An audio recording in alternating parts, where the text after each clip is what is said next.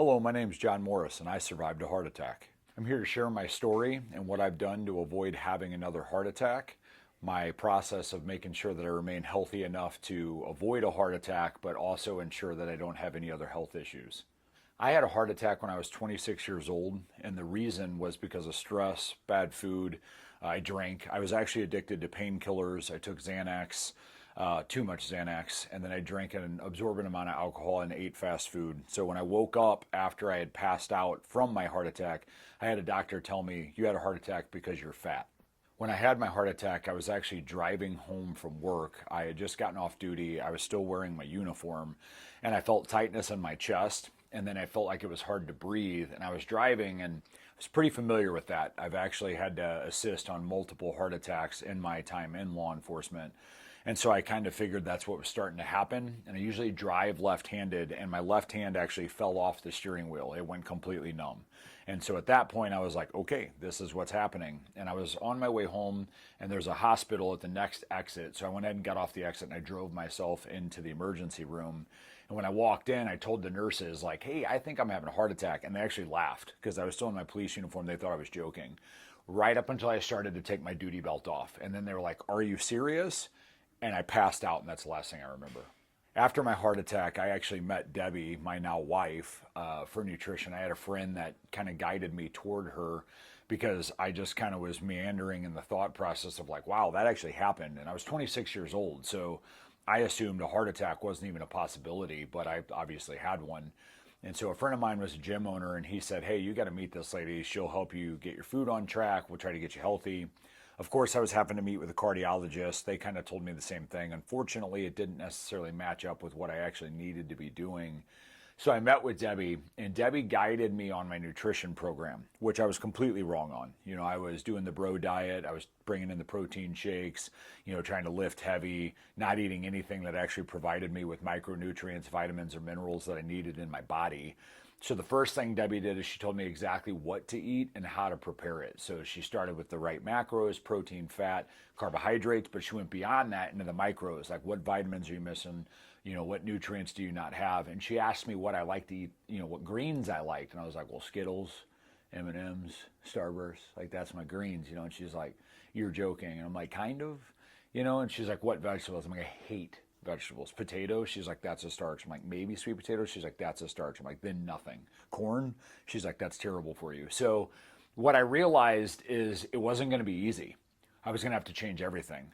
You know, I wasn't able to eat fast food anymore. I wasn't able to drink soda anymore. I used to drink 200 ounces of soda a day and energy drinks on top of that. My doctor had said that what caused my heart attack was being overweight and then consuming so much caffeine, energy drinks, coffee, soda, that I actually created a sludge-like blood, and then I tried to pump it at a rate that would be hard to do on blood thinners. And that created an arrhythmia in my heart and actually put me down.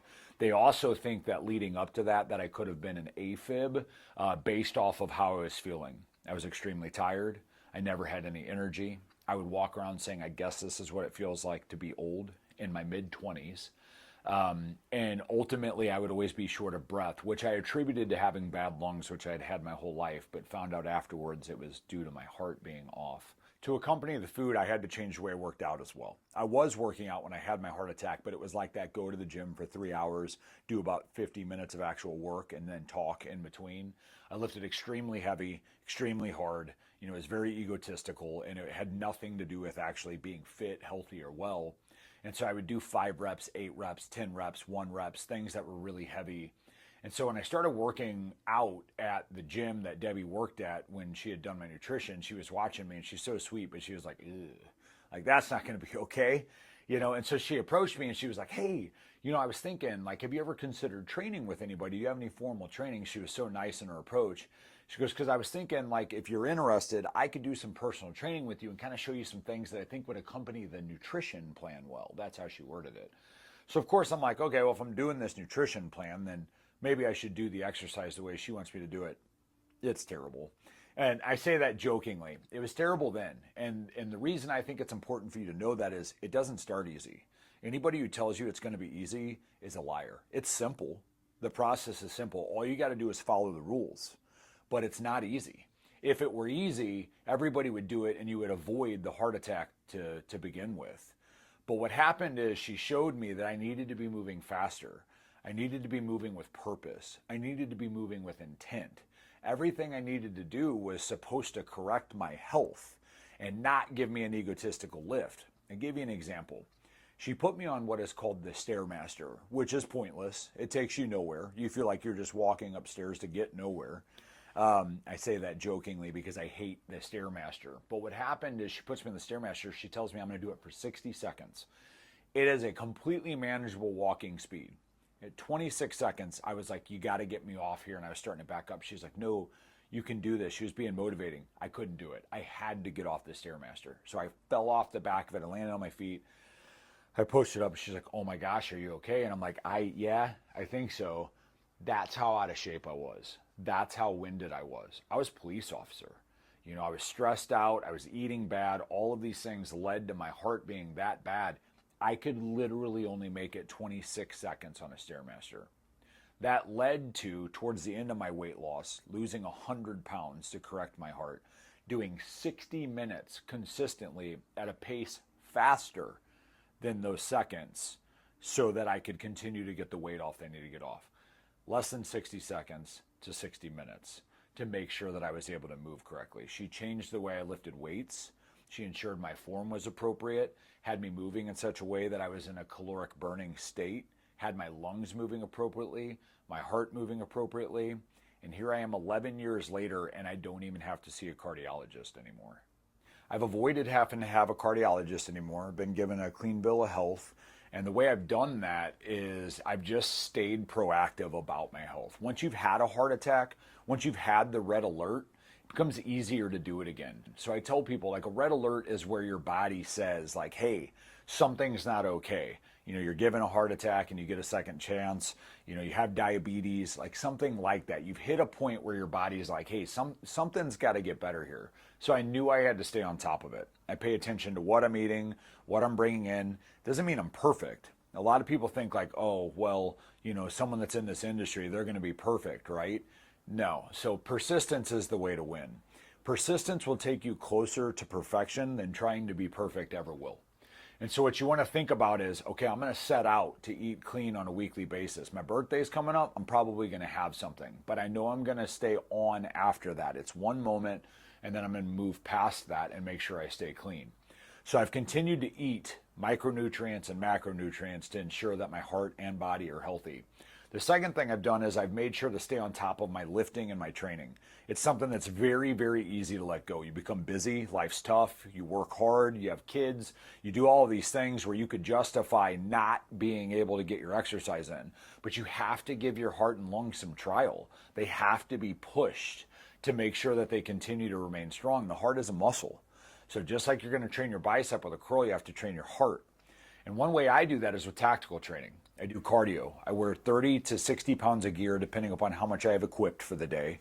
I go out behind the facility. I flip 300-pound tires. I have a 30-pound sledgehammer that I hit the tire with.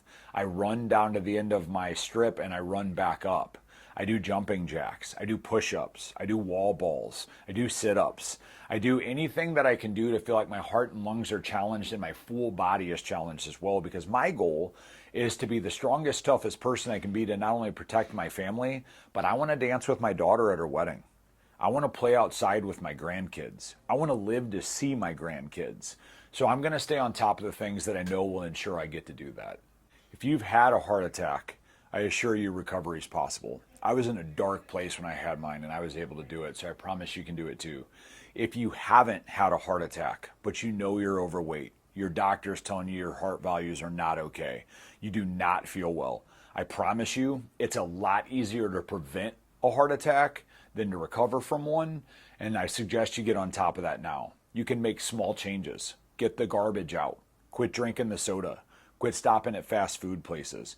If you're confused or you don't know how to do that or you need some accountability, that's what we do. Come and see us. I'm a full-time trainer now. I was in law enforcement. I knew nothing about working out. Like I said, Debbie teaches me how to work out. I think I'm this like strong, heavy lifting guy, and all of a sudden she's teaching me how to do movements correctly, and I'm like, wow, I've been doing this wrong my entire life.